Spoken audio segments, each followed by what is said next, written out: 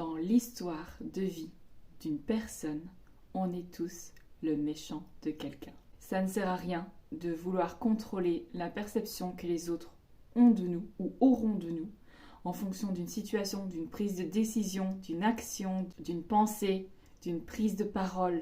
Ça ne sert à rien d'anticiper ou de contrôler ce que l'autre va pouvoir penser parce que ce n'est pas possible. On ne connaît pas la manière dont l'autre va réagir. Vous ne savez pas non plus si cela sera bénéfique sur son chemin, même si ça ne l'est pas tout de suite, mais en tout cas ça le sera certainement à un moment donné parce que ça lui aura permis de développer ou de reconnecter des ressources en lui ou en elle afin de pouvoir s'avancer ou remettre du mouvement dans sa vie pour pouvoir enfin revenir à lui ou elle et de pouvoir se diriger vers ce qui est réellement utile dans sa vie de vivre comme expérience. On ne peut pas contrôler la réaction des autres face à une prise de position, une prise de décision et ça ne sert à rien non plus de culpabiliser à l'avance et justement de ne pas prendre position, de ne pas poser de choix,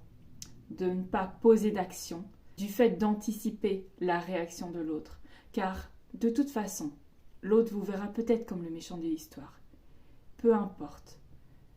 Recentrez-vous sur le pourquoi vous faites ce que vous faites. Pourquoi vous avez décidé de dire ce que vous avez dit. Pourquoi vous avez décidé de prendre telle décision? Pourquoi vous avez décidé de poser vos limites? Pourquoi vous avez décidé de vous affirmer?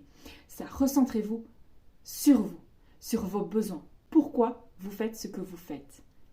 Pourquoi vous avez pris cette décision? C'est ça qui est important. Le reste, c'est hors de votre portée. Donc, restez focus uniquement sur ce que vous pouvez maîtriser, c'est-à-dire vous. Et comment vous allez pouvoir gérer au mieux l'histoire qui va se construire autour de votre choix. Ce n'est pas facile non plus parce que ça va venir soulever des émotions, ça va soulever des questionnements. Vous allez peut-être remettre en question vos choix, mais vous savez pourquoi vous le faites.